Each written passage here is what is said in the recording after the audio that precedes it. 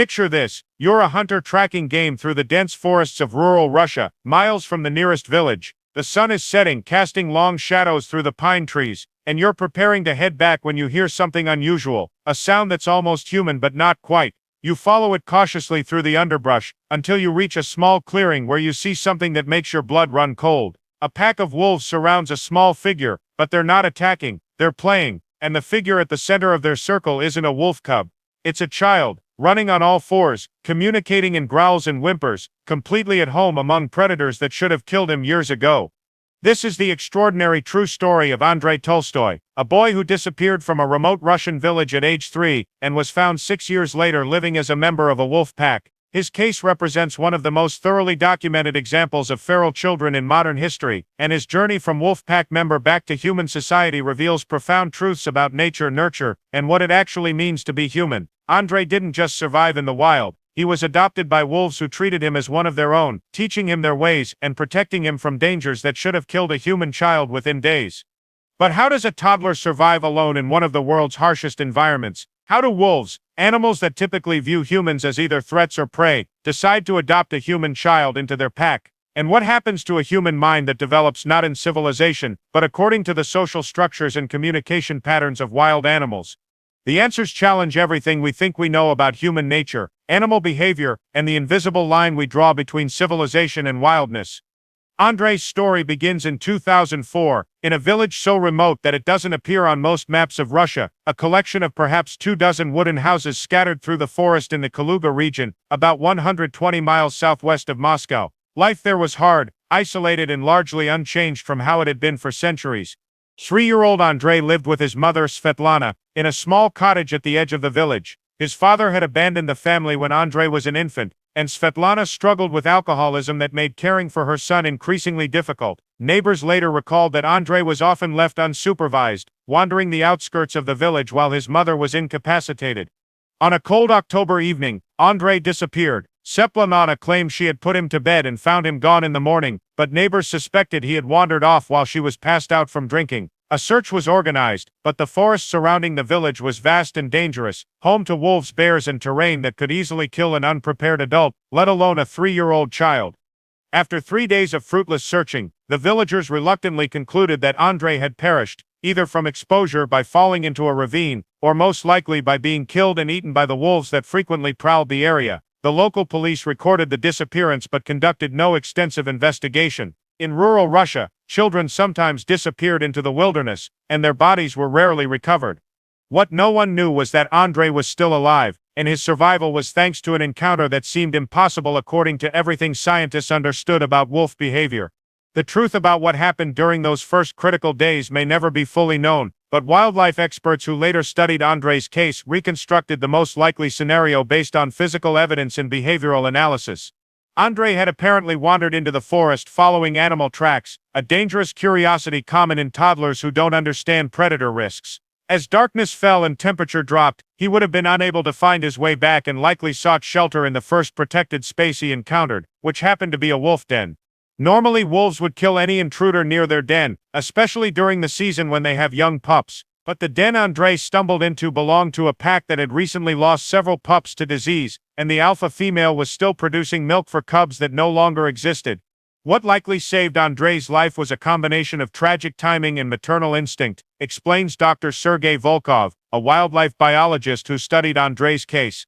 The alpha female was hormonally primed for mothering, but had no cubs to care for. When this small helpless creature stumbled into her den making distress sounds, her maternal drive may have overridden normal predatory instincts.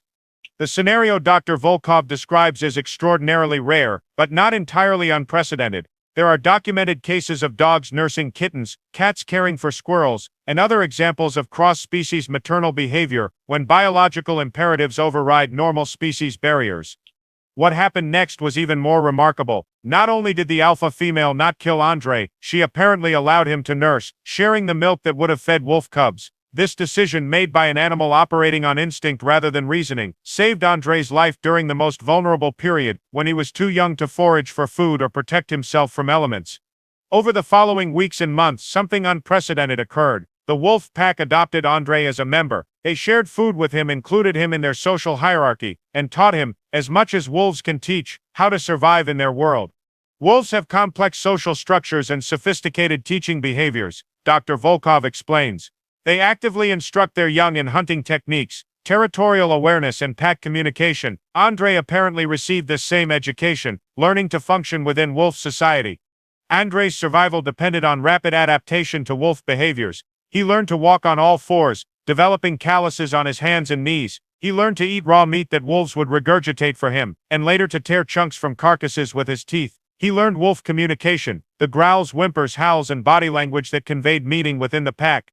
Most remarkably, Andrei learned to hunt. Wildlife cameras later captured by researchers showed what appeared to be a small humanoid figure running with wolves during hunts, participating in pack coordination that drove prey toward ambush points. Andrei's contribution to hunts was probably minimal, Dr. Volkov notes, but the fact that wolves included him in these activities shows he had been fully integrated into pack social structure. Wolves don't bring incompetent members on hunts, it would jeopardize success.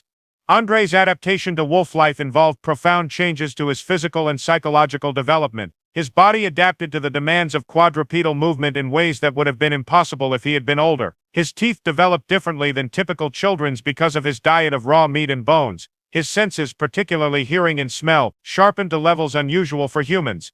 But the most significant changes were psychological and social. Andrei's brain was developing during the critical period for language acquisition, social bonding, and identity formation. Instead of learning human language and social behaviors, he was learning wolf communication and pack dynamics. Human brains are remarkably plastic during early childhood, explains Dr. Elena Petrova, a developmental psychologist who later worked with Andrei. The neural pathways that form during this period are shaped by environmental inputs. Andrei's brain was developing according to wolf inputs rather than human ones, creating a neural architecture that was fundamentally different from typical human development.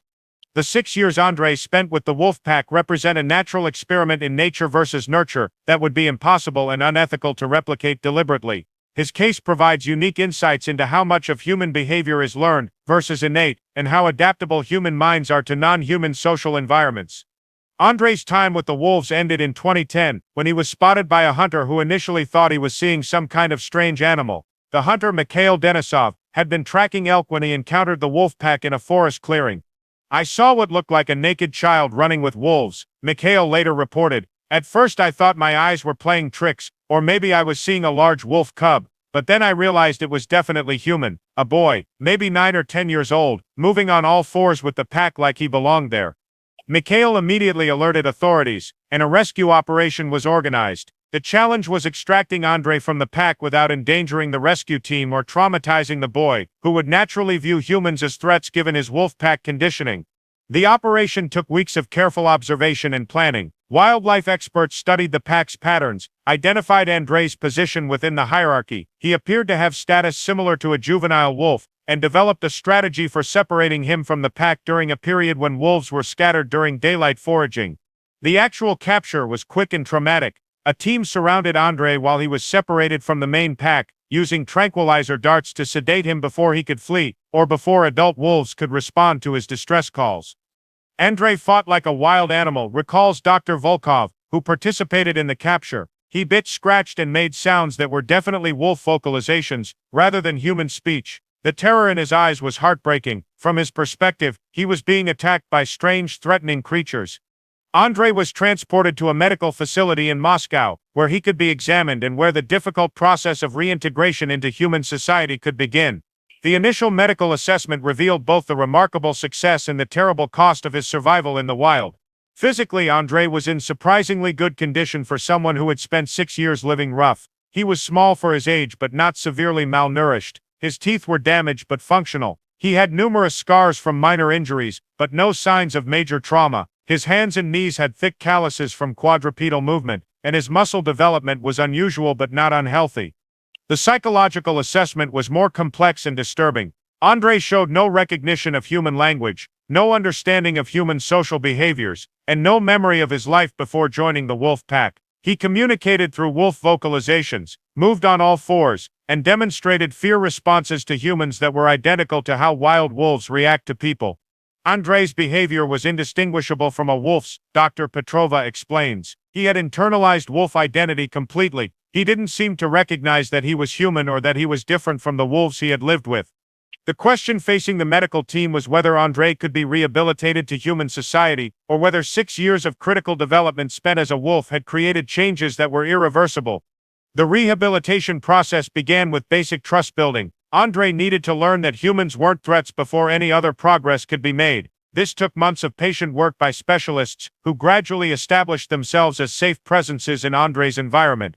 We started by simply being near him without demanding interaction, Dr. Petrova recalls. We would sit in his space, moving slowly, speaking softly, offering food. Gradually, over weeks and months, Andrei's fear responses diminished and curiosity began to emerge.